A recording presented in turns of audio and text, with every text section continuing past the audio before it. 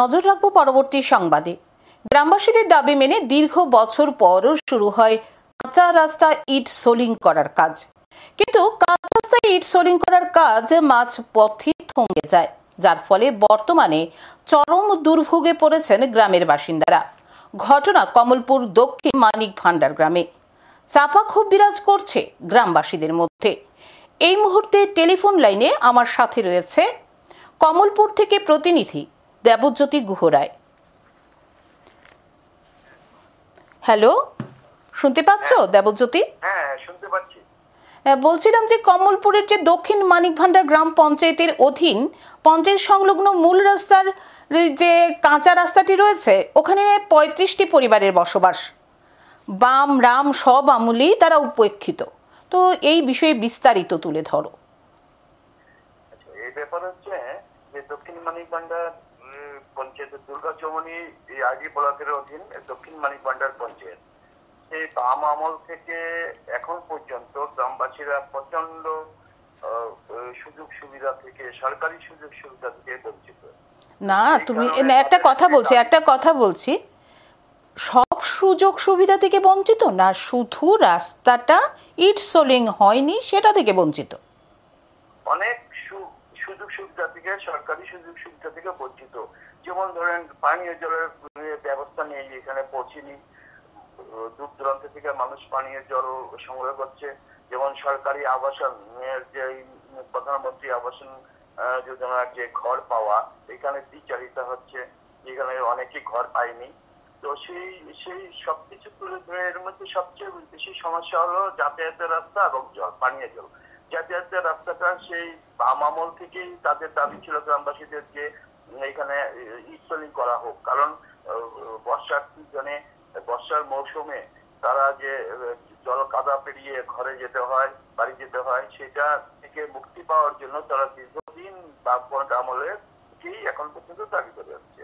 কিন্তু তাদের দাবি অনেকটা পূরণ করার আশ্বাস দেওয়ার পরও বিজেপি সরকার আসার পর প্রথমেই এই কাজটা ধরেছিল বিজেপি ওইখানকার যে পঞ্চায়েতের প্রধান, এখনো সেই প্রধান আছেন স্বপন দাস। ওনার উদ্যোগেই এলাকাবাসীদের চাহিদা অনুসারে সেখানে রাস্তার একটা ইট সোলিং রাস্তা দেওয়ার একটা প্রবচন আসে।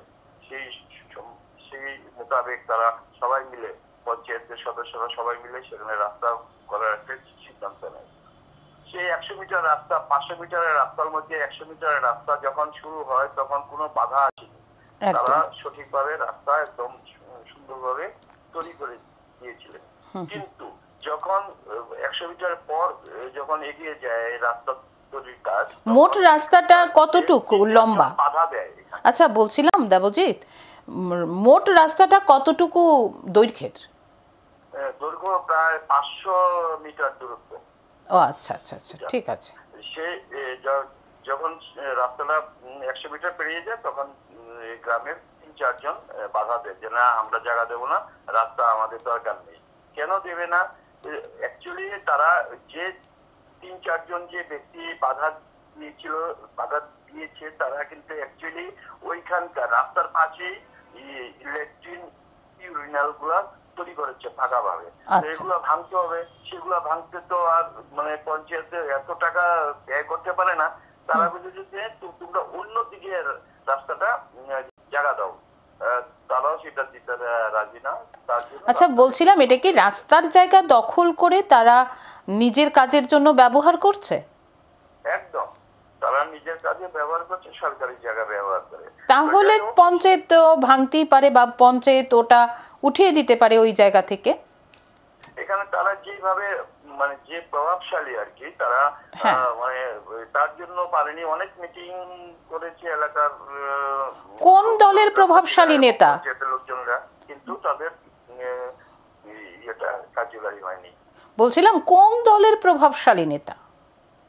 তারা এখন বর্তমান সরকারেরই প্রভাবশালী, মানে গ্রামের প্রভাবশালী নেতা। ঠিক আছে, এজন্য রাস্তা করতে দেওয়া হচ্ছে না।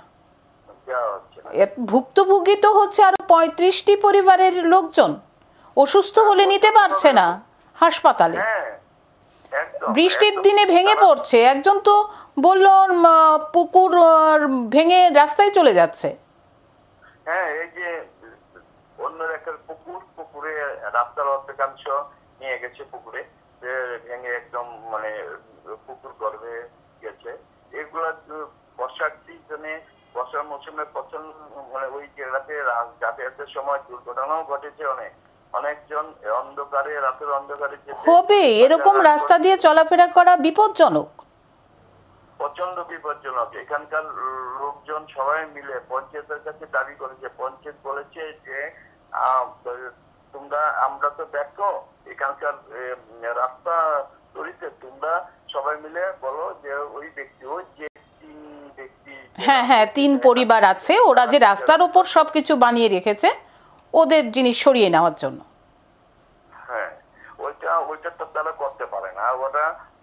ওইটা এমন ভাবে তারা প্রভাব খাটিয়েছে, এখানে খাটাচ্ছে যে এদেরকে বলাই মানে মুশকিল। এরা কোনো ধরনের মিটিং এ বা এই যে সভা, গ্রাম সভাতে এরা যোগদান করে না। এদের মধ্যভাবে এরা চলে, এরা অন্য নেতার দোহাই দিয়ে চলে। তো ফলে এখানকার পঞ্চায়েতও মানে সেই ঝামেলা যেতে চায় না, এরাও ব্যর্থ বলা যায় একরকম। প্রভাবশালী নেতা হয় আজকে 35টি পরিবার তোমার এই বিপজ্জনক রাস্তা দিয়ে হাঁটাচলা করতে হচ্ছে।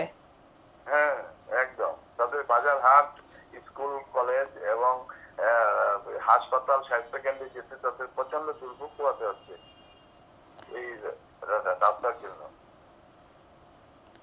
ঠিক আছে দেবজ্যোতি, সঙ্গে থাকো, ধন্যবাদ।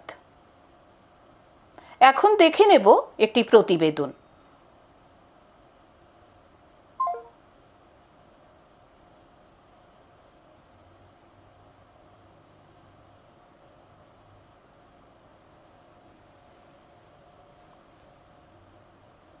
গ্রাম পঞ্চায়েত গ্রামবাসীরা খুশি হয়ে সকলের রাস্তার জন্য জায়গা ছেড়ে দেন, কিন্তু ইট সোলিং করার কাজ শুরু হলেও মাঝ রাস্তায় থমকে যায় ইট সোলিং করার কাজ।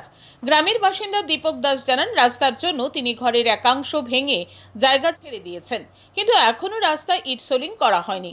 পুকুরের পাড় ভেঙে রাস্তাটি বিপজ্জনক অবস্থায় রয়েছে। অনেক গ্রামবাসী রাতের অন্ধকারে এই রাস্তা দিয়ে চলাচল করতে গিয়ে পুকুরে পড়ে আহত হয়েছে। তো আমারও কইল পরে আমি আমার ওয়াল ভাঙ্গা দিলাম, তারপরে দিয়া কইল স্ট্রিট লাইট দিব, এই রাস্তা করব, ঢালাই রাস্তা কইরা দিব। আর আপনার এটা যে ক্ষতি হচ্ছে এটা তো আপনার এটা গড় দেওয়ার চেষ্টা করব। দক্ষিণ মানিকভান্ডা গ্রাম পঞ্চায়েতের প্রধান স্বপন দাস জানান, দীর্ঘদিন ধরে রাস্তাটি ইট সোলিং করার চেষ্টা চালিয়ে আসছেন তিনি। এলাকার বাসিন্দা দীপক দাস রাস্তার জন্য নিজে ঘর ভেঙে দিয়েছে। কয়েকজন বাসিন্দা রাস্তার জন্য জায়গা দিতে নারাজ, তাই রাস্তাটি ইট সোলিং করার জন্য কাজ বন্ধ হয়ে রয়েছে। দীর্ঘদিন যাবত ওই রাস্তাটা লইয়া আমি খুব চেষ্টা করছি রাস্তাটা করবার লাগে। একজন লোক আছে দীপক দাস, তার একটা মাঠওয়াল গড়ে ওইটাও সে নিজেই ভাঙছে রাস্তার লাগে।